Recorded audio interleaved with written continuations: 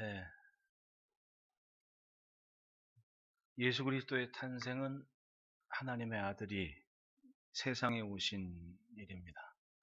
동정녀의 탄생으로 이 세상에 오셨습니다. 그것이 상식적으로는 납득이 되지 않는 사건이었지만 하나님은 그렇게 하심으로써 세상의 모든 죄악을 대하는 죄를 사하시는 그 길을 만드셨습니다. 누가는 그것을 처음부터 자세히 살폈다 그래요. 누가복음 1장 3절에는 그 모든 일을 근원부터 자세히 미루어 살핀 나도 데오빌로 각하에게 차례대로 써보내는 것이 좋은 줄 알았노니 누가복음을 기록한 목적에 대해서 기록을 합니다.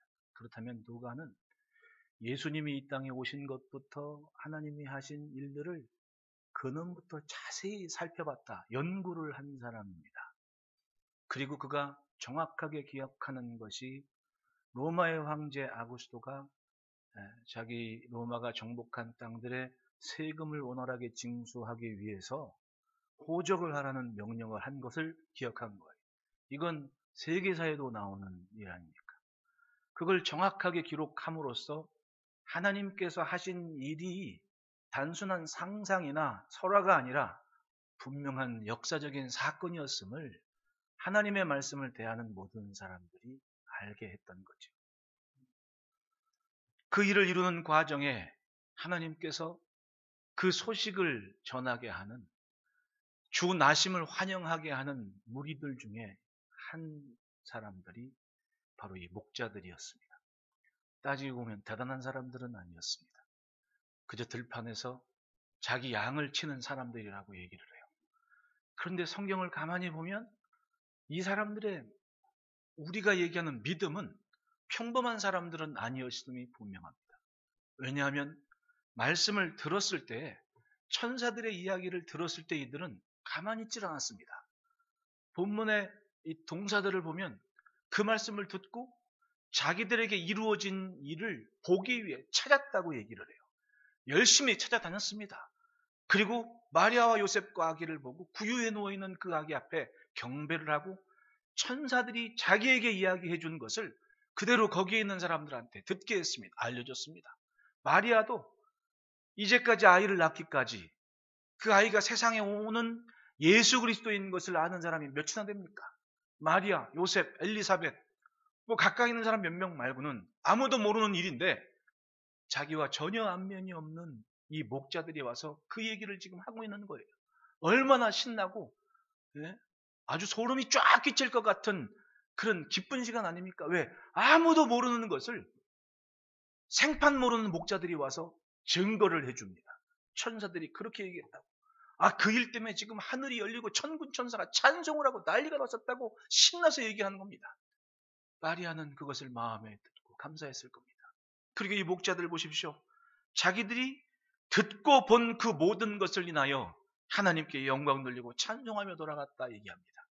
목자들의 일상은 바뀌었습니다. 이제까지는 그저 평범하게 양치고 자기 양 돌보고 평상시보다 많은 사람들이 황제의 명령 때문에 자기 곳을 왔다 갔다 하지만 자기들하고 무슨 상관이 있습니까? 그냥 그러려 하면서 자기의 일상을 사는 사람들이었는데 이 사람들이 평범했던 어느 날이 하나님께서 주목하셨을 때, 하나님께서 하나님의 일을 하실 때는 굉장한 큰 기쁨의 좋은 날이 됐다는 거예요. 할렐루야.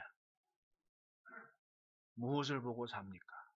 우리는 그저 하나님의 말씀을 듣고 믿으며 우리의 일상을 주님께 맞춰가는, 때로는 이것이 미련해 보이고 어리숙해 보여도 내 믿음의 전부를 걸고 주님을 찬송하며 나아가는 길이 우리의 오늘입니다. 그리고 우리는 평범한 일상을 매일 살아가요. 마치 다람쥐 쳇바퀴 돌듯이 내게 주온 일상은 그게 전부입니다. 나는 그 일상이 전부지만 거기에 믿음을 담은 일상을 가질 때 하나님은 굉장히 크신 하나님의 일을 시작하신다는 것을 믿으시기를 축원합니다. 이 목자들의 자세를 보십시오. 따라합시다. 이루어진 일을 통해 이루실 일을 기대하자. 목자들은 이제 베들레헴으로 가서 주께서 우리에게 알리신 바 이 이루어진 일을 보자. 그 말은 뭐예요? 말씀하신 그것이 이미 이루어진 것을 믿고 그것을 보기 위해 간다는 겁니다. 이것이 이 시대를 사는 우리의 믿음의 자세여야 한다고 생각을 합니다. 믿음이 무엇입니까? 하나님께서 하실 일을 기대하는 겁니다. 현실과 세상에 눌려 사는 것이 아니라 현실은 어떠하든지 하나님께서 하실 일은 막힘이 없다는 믿음을 가지고 하나님께서 이루실 일을 기대하는 겁니다. 특별히 우리 교회는 선교사님들과 우리들의 목장이 하나하나 바로바로 연결되어 있는 굉장히 크신 사명을 감당하고 있지 않습니까? 내가 오늘 천국 가도 예수님 앞에 한마디 말씀할 수 있습니다. 나 오기 전 바로 전까지 어떤 선교사님 후원하면서 함께 주의 일을 감당하며 땅끝까지 복음 전하는 그 일은 지금 하고 왔습니다라는 그거 하나는 말할 수 있지 않습니까? 그거 말할 수 없는 사람 많아요. 그런데 우리는 그거 할 수 있습니다. 나 방금 전까지 주여 나 지금 방금 전까지 우리 성도들 목장에서 그렇게 주님 명령 지키다가 왔습니다라고 말은 할 수 있지 않습니까? 이것이 마지막 때를 살아내는 성도들의 사명이고 교회의 존재감이고 방향성이었다고 생각을 해요.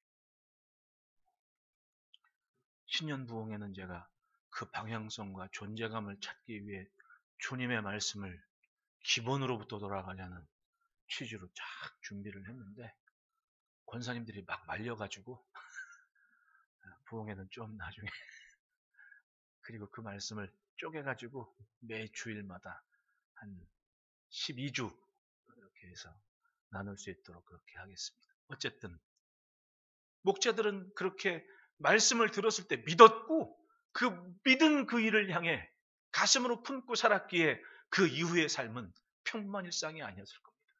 여러분 예수님 오셨을 때 보십시오.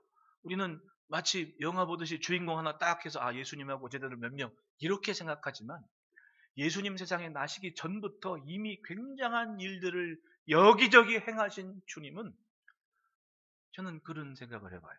예수님 마지막 십자가 지시기 위해서 예루살렘 입성하실 때 6월절 잔치를 준비하지 음식을 준비 못해서 제자들이 민망해할 때 제자들이 그런 얘기하지 않습니까? 너 우리 가서 우리 묵을 곳 준비하고 어린 나귀가 메어져 있는 것을 볼 테니까 그거 보면 가지고 와라 풀러서. 그리고 누가 그걸 가지고 뭐라 그러면 주가 쓰시겠다 하라 한 문장만 얘기하면 된다. 갔더니 정말 나귀 풀고 오는데 왜 풀고 가냐고 나귀 주인들이 얘기할 때 뭐라 그럽니까? 주가 쓰시겠다 하라. 그랬더니 아무 말 없이 그 나귀를 내줬습니다. 왜 그랬을까요? 바로 이런 목자들과 같은 숨겨진 조연 같은 사람들이 주의 말씀을 듣고 믿고 기다리고 준비를 하고 있었습니다. 그 주님이 지금 오셨구나. 그리고 자기 것을 헌신하며 주의 역사에 쓰임받는 일꾼들이 다 됐던 거예요. 여러분 주인공 되려고 그러지 말고 아름다운 조연들로 사시기를 바라요. 주인공은 한 분 예수님이면 충분합니다. 이름을 알건 모르건. 자 목자들 보시면 여기 이름 알아요? 안 나왔습니다. 근원부터 자세히 미루어 살폈던 누가도 그 사람들은 이름 안 얘기했습니다. 그저 목자들. 하지만 이들은 예수님 만난 이후에 자신들에게 이루어진 그 일이 또 놀라운 구원의 역사로 이루어질 때까지 영광 돌리고 찬송하며 감사하며 듣고 본 것을 전하는 그 삶을 살았다는 거예요. 우리는 오늘 그 삶을 살아내야 됩니다. 천사들이 자기들에게 이야기를 했을 때 그대로 믿었고 들은 그 말씀이 이루어진 것을 위해 찾아갔고 영광 돌리고 찬송하며 돌아가는 그 발걸음. 그래서 예수 그리스도가 이 땅에 다윗의 자손이 오신 것을 기뻐하는 삶을 살아낸 것, 전하는 그 삶은 이 시대를 사는 우리의 사명일 것입니다. 하나님은 말씀하신 것을 하나도 빠짐없이 이루시는 하나님이에요. 주의 말씀을 들을 때도 아멘 한 순간 아멘한 그 믿음 때문에 믿은 그것을 이루어내시는 내 일상에도 약속을 이루시는 하나님이심을 믿으시기를 축원합니다. 세상은 하나님께서 계획하신 미래를 맞이합니다. 사람들은 자기 생각들을 하지만 천만에요. 하나님은 하나님의 일을 하시는. 그러므로 따라합시다. 보이지 않아도 역사하신다. 4절 말씀 보면 요셉도 다윗의 집 족속이므로 갈릴리 나사렛 동네에서 유대를 향하여 베들레헴이라 하는 다윗의 동네로 그 약혼한 마리아와 함께 호적하러 올라가니 마리아가 이미 잉태하였더라. 요셉과 마리아가 베들레헴으로 갑니다. 참 저는 이 요셉이 배려심 많은 남편이라고 생각을 해요. 왜냐하면 자기가 가만히 보니까 베들레헴에서 계속 있다가 아이를 낳을 경우에 계산상으로 맞지 않잖아요. 네, 엄마들이 얼마나 촉이 예리한데, 네, 이쯤 돼서 아기를 낳았다 그러면은 정상인 거야. 근데 엄마들 생각에 한 달 일찍 낳는데 그러면 그랬구나 다들 상상을 할 거 아니에요. 웃는 엄마들은 다 상상을 하는 엄마들이야. 네? 그러니 자 보십시오. 아니, 자기는 아직 정혼한 마리아와 함께 합방도 안 했는데 마리아가 임신했다는 소리가 들렸어요, 안 들렸어요? 요셉한테 들렸잖아요. 야, 그래서 성경은 요셉이 드러내지 않고 가만히 끊고자 했다고 얘기를 해요. 천사가 가서 말리지 않습니까? 마리아 데려오기를 두려워하지 말라고. 그 순간 자기에게 이루어진 일은 철저하게 하나님의 역사인 것을 믿는 믿음을 갖고 마리아를 대했는데, 나는 그렇지만 사람들은 안 그럴 거 아니에요. 그러니까 호적하라 할 때 굳이 마리아를 데려간 이유가 뭐였을 것 같아요? 나 없을 때 애 낳으면 큰일 나거든. 그러니까 아예 동네 어른들 아무도 모르게 여행 간 틈에 나갖고 오면 그게 그건 거야. 왜? 이때는 뭐 지금처럼 차가 있어 뭐가 있어요. 걸어가든지 낙이 타고 가든지 그러면 한 달이건 두 달이건 집에 올 때까지 아무도 몰라. 일리가 있어요, 일리가 없어요? 일리가 있으면 아 그렇구나라고 고개라도 좀 끄덕여주면 내가 힘이 날 거 아니에요. 그렇다니까. 이 요셉이 얼마나 배려심 많은 남편이었냐고. 그런 남편이 마리아 데리고 베들레헴까지 갔습니다. 근데 이게 또 그냥 간 게 아니야. 하나님은 합당한 동기가 있어야 되는데 굳이 하필이면 그때 예수님이 탄생하실 그 시점 맞춰서 누가 로마의 황제가 이 근동 지역에서부터 중동 지역까지 세를 확장해서 확실하게 아프리카까지 나가 있는 이 로마의 황제가 천하에 호적을 하라고 명령을 한 거예요. 싫든 좋든 가야 되는 거지. 그러니까 그 명령 때문에 한 달이든 두 달이든 집 떠나서 어디로? 베들레헴으로 갈 수 있는 이유가 생긴 거지. 얼마나 기가 막힌 일입니까? 누가 계획을 짜려도 이렇게 못 짤 거 아니에요. 근데 하나님은 그렇게 하셨다는 거예요. 눈에 보이는 황제는 자기들을 압박하는 고난을 가져오는 박해하는 황제지만 그 사람이 한 명령은 하나님이 행하신 지극히 오묘하신 뜻을 이루어내시려는 계획이었다는 겁니다. 게다가 나사렛에 사는 요셉과 마리아는 굳이 거기 갈 이유가 없는 연고지가 아닌 거예요. 왜냐? 자기는 유다 지파여가지고 베들레헴 출신인 건 맞지만은 나사렛에 살던 사람들은 왜 유다 지파가 나사렛에 삽니까? 유다 지파는 사실은 헤브론 지역, 이 베들레헴 여기가 자기들 받은 기업 아니 대대로 정착했던 사람들은 거기 사는 게 맞아요. 근데 왜 단지파가 살 만한 그런 나사렛이나 에브라임 지파가 있는 그쪽까지 올라서 하냐고요. 그거는 역사적으로 보면 바벨론이 예루살렘을 함락하고 이제 이스라엘이 또 아수르에게 함락하고 이런 어간에 전쟁 어간에 이 이스라엘 사람들을 사방으로 흩트지 않습니까? 그때 사방으로 흩어졌던 사람들이 다시금 돌아올 때 다윗 지파가 머물렀던 곳에 기업의 연고지를 갖지 못했던 유다 지파의 일부가 한 150여 호가 나사렛에 정착했다는 기록이 있어요. 그렇기 때문에 나사렛 동네에 유다 지파의 정착촌을 가면 아마 여기 마리아가 그 수태 고지를 받았던 교회나 집터를 가신 분들은 알 거예요. 평범하게 지어진 주택이나 가옥이 아니었습니다. 뭐예요? 동굴집이었잖아요. 집 짓고 살던 사람이 아니라 동굴 파서 살던 사람들이었다는 얘기입니다. 그 말은 그렇게 포로로 갔다가 연고지 없어 돌아온 사람들이 정착할 집과 전터가 없으니 주인 없는 땅 같아 보이는 산 기슭에 자리 잡고 집 만들고 살았던 사람들이라는 거예요. 굳이 베들레헴 갈 이유가 없던 사람들. 그런데 뭐 때문에 갔을까요? 하나님은 기가 막힌 작품을 만들어내셨습니다. 구약 선지자 미가 선지자가 5장 2절에 이렇게 기록해요. 같이 한번 읽어봅시다. 시작. 베들레헴 에브라다야 이스라엘을 다스릴 자가 내게서 내게 나올 것이라. 그의 근본은 상고의 영원에 있느니라. 아멘. 세상에서 벌어진 일들이 하나님과 전혀 상관없는 일 같은데 하나님의 말씀을 보니 믿으니 이건 지금 하나님께서 역사하시는 일이었던 거예요. 그래서 예수님은 베들레헴 출신이 됐던 겁니다. 기가 막히지 않습니까? 따라합시다. 믿음을 견고히 하자. 상황은 로마의 황제 아구스타가 호족하라는 황제의 명령이었습니다. 목적도 세금 거두려고. 그런데 그 일이, 세상적인 그 일이 하나님의 말씀에 따르면 하나님께서 하시는 일을 정당화하는 통로였다는 것. 우리가 세상에 있지만 세상을 사는 우리가 한없이 때로는 미약해 보이고 연약해 보일 때도 있지만 하나님은 하나님의 일을 하시는 시간입니다. 우리는 믿음을 견고히 할 때 그 하나님의 일에 쓰임받는 삶이 도구가 되는 겁니다. 그것이 영광 아니겠습니까? 역사를 진행해가는 것은 세상의 권력이 아니라 하나님 마음입니다. 하나님의 말씀을 붙들고 사는 인생은 지금 당장은 힘이 없고 연약하고 손해보는 것 같지만 나중에 보면 하나님께서 원하시는 것을 다 손에 쥐고 있는 복된 인생이 되는 거예요.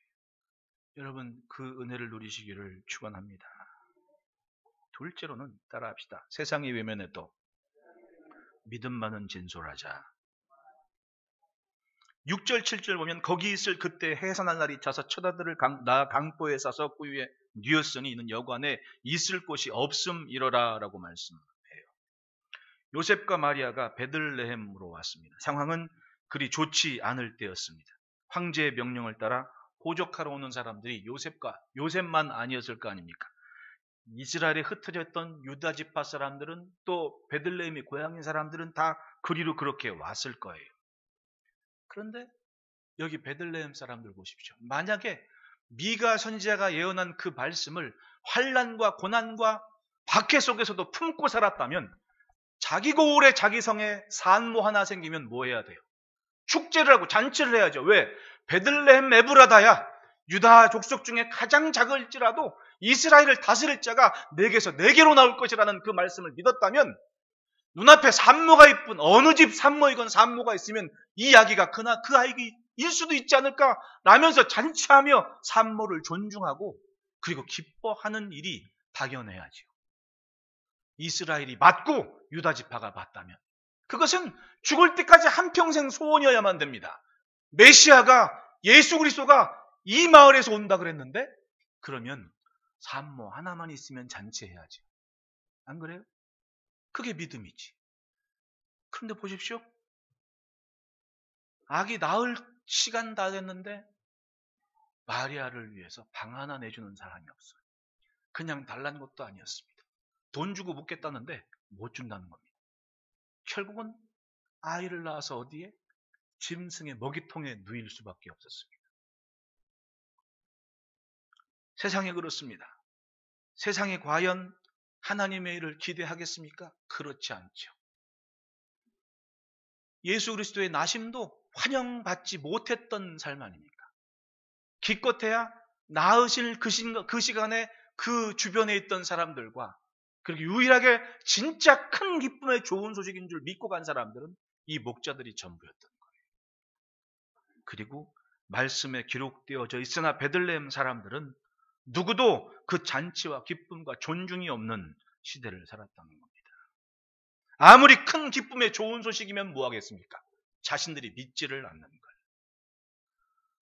우리를 보십시오. 우리는 많은 것을 알고 많은 것을 듣고 믿음으로 산다 그래요. 과연 믿습니까? 사가랴 엘리사벳 보십시오. 사가랴도 제사장 반열을 따라 봉사하지만은 항상 마음속에 소원으로 기도하는 것이 아이 있으면 좋겠다고 자식을 낳는 게 소원 아니었습니까? 진짜 그날이 온 거예요. 공교롭게도 백발이 되었을 때, 노년이 됐을 때 하필이면 분양하는데 천사가 나타나가지고 내년에 네가 아기를 낳을 테니 이름을 요한이라 해라. 그는 오실 분을 예비하는 아주 기가 막힌 일을 할 자가 될 것이다. 그건 광야에 외치는 소리가 될 것이고 성경에 예언된 일이 이루어진 일일 것이다. 즉 자기들이 늘 믿고 사모했던 그 예언의 말씀이 지금 자기를 통해 이루어진다는 거예요. 근데 그 얘기를 들었을 때 믿었어요, 안 믿었어요? 못 믿었다니까요. 제사장인데. 어쩜 우리는 그렇게 사는 사람 많을 수 있어요. 믿는다고 하지만 진짜 그 앞에 있을 때 믿지를 못하고 결국 세상 사람하고 똑같이 사는 그런 사람. 그런 면에서 이 목자들을 보십시오. 제 생각에는 이 목자들은 믿을만 했으니까 나타난 거예요, 천사가. 괜히 갔겠습니까? 믿을만 했으니까 간 거예요. 여러분, 마리아에게 찾아간 가브리엘을 보십시오. 믿을만 했으니까 갔을 거 아니에요. 얘기했듯이 나사렛에 돌아온 유대 지파가 무슨 대단한 일이 있게 거기 가겠습니까, 천사가. 예루살렘에 처자가 없어요? 거기는 뭐 제사장이건 뭐 바리새인이건 얼마나 대단한 처녀들이 많습니까? 그 처녀들도 일평생 소원은 혹시나 내 태를 통해 하나님께서 구주를 보내실 수 있다는 기대감이 없었을까요? 있겠지요. 그런데 왜 하필이면 나사렛 갔습니까? 이유가 있었을 거 아니에요. 마리아는 주의 계집종이오니 말씀대로 내게 이루어지이다. 뭐 죽든 살든 관심은 없습니다. 일단 말씀을 들은 그대로 주의 뜻을 지키겠습니다라는 믿을만 하니까 갔던 거예요. 목자들 보십시오. 이 사람들의 행적을 보면 말씀을 들었을 때 믿었어요. 그리고는 하는 얘기가 우리에게 이루어진 일을 보기 위해 찾아가자라고 얘기를 해요. 그러면 그 말씀을 들었을 때 아기가 낳은 거 알았어요? 몰랐어요? 몰랐거든요. 누가 이게 천사가 낳았다 그랬어요. 그러면 이 목자들은 현장에 없지만 천사들의 말을 들었을 때 믿은 거예요, 안 믿은 거예요?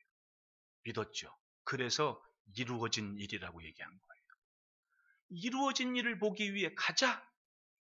그러니까 듣고 보고 믿은 그것을 전하는 삶을 사는 거예요. 할렐루야.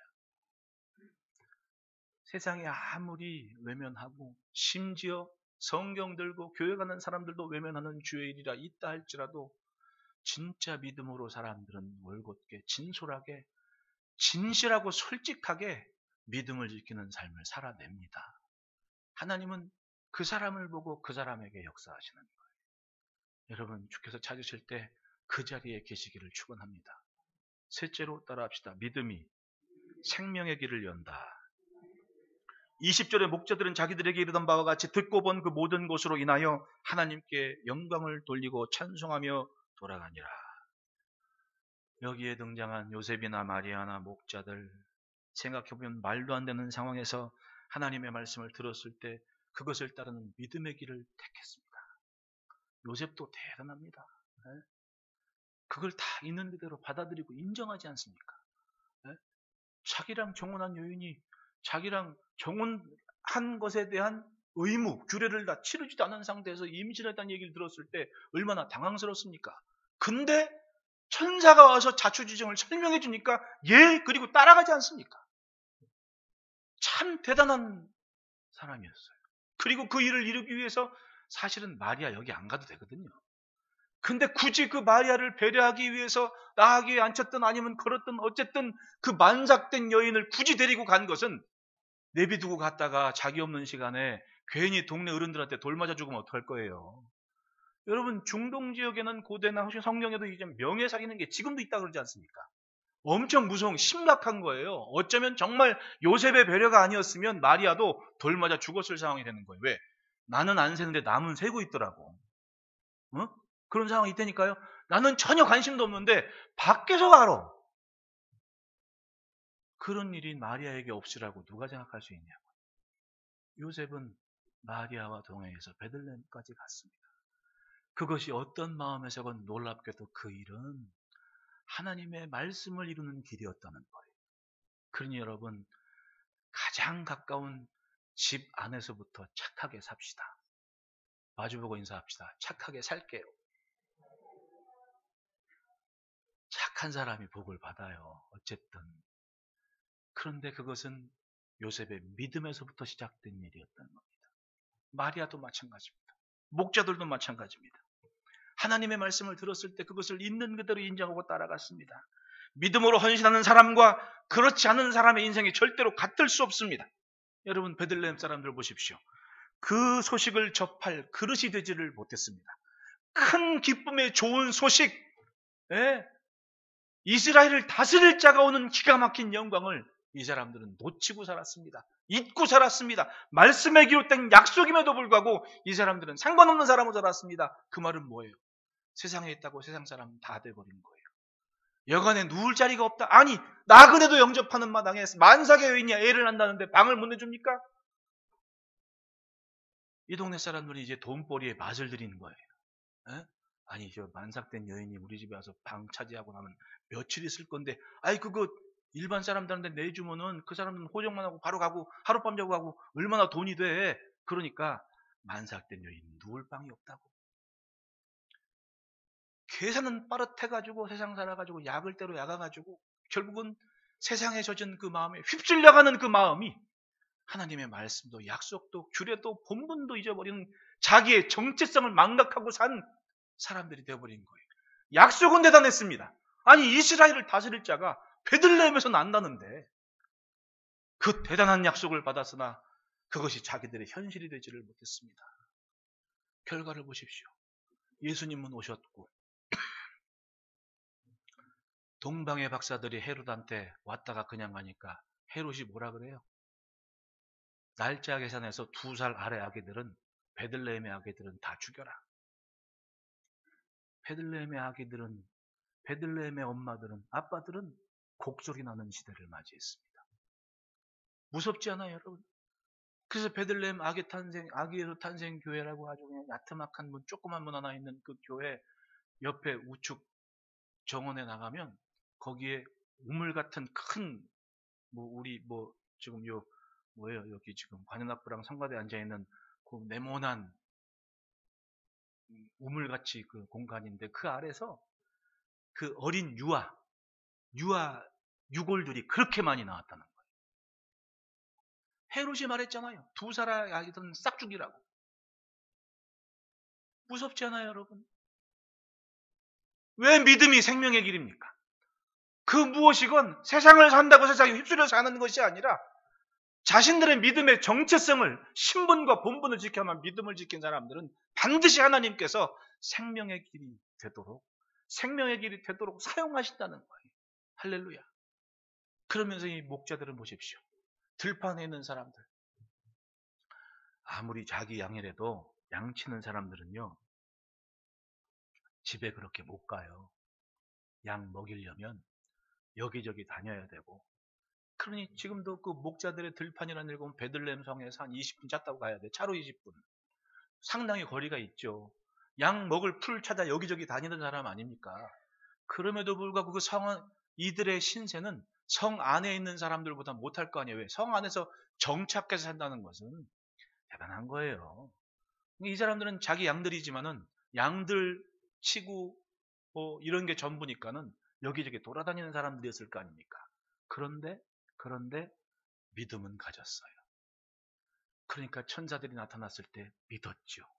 이루어졌다는 믿음을 가졌기에 베들레헴 안으로 갔지요. 만났지요. 찬송과 영광 돌리며 믿음으로 살아왔던 숨죽이고 살았던 마리아에게 이 아이의 미래에 대한 것을 확실하게 인정하고 믿음을 더 견고히 하는 만남을 갖게 됐다는 겁니다. 그리고 이들이 가는 곳곳마다 양 데리고 가는 곳곳마다 무슨 얘기했을 것 같습니까? 나 며칠 전에 베들레헴에서 아기 예수의 탄생을 봤다. 예수 그리스도의 탄생을 봤다. 다윗의 자손의 탄생을 봤다는 얘기 안 했을까요? 아마 방방곡곡 유대 땅 다니면서 만나는 사람마다 구주 그리스도의 탄생을 증거하는 삶을 살았다. 저는 그렇게 믿습니다. 이름은 알지 못하지만. 따라합시다. 오늘이 그날이구나.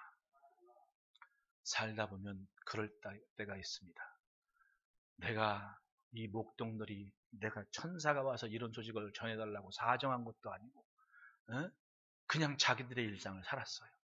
그런데 하나님께서는 그들이 어떤 중심 생각과 마음이 어떠한지를 지켜보셨다가 그 일을 하실 때 바로 그 목자들에게 남들에게는 보여주신 적도 없는 하늘의 천군 천사의 찬양을 듣게 하고 천사들에게 직접 하나님께서 하실 일을 큰 기쁨의 좋은 소식을 듣게 하셨다는 것. 우리가 우리의 본분을 지키고 우리의 정체성을 지켜가며 하나님께서 귀하게 여기는 것을 귀하게 여기는 마음을 갖고 이 시대를 살면 우리의 평범한 일상이 어느 날 하나님의 큰 기쁨의 좋은 소식을 이루어 가실 통로가 될 줄로 믿습니다. 여러분, 우리에게 알리신 바 이 이루어진 일을 보자 하고 달려갔던 목자들의 기쁨처럼 앞으로 이루실 주의 일을 향해 달려가는 용기 있는 믿음의 발걸음을 지켜합시다. 그러면 바로 어느 날인가 오늘이 바로 그날입니다. 하나님 하는 감사 찬송의 날을 맞이하실 줄 믿습니다. 모두가 그 복 누리시기를 축복합니다. 기도하겠습니다.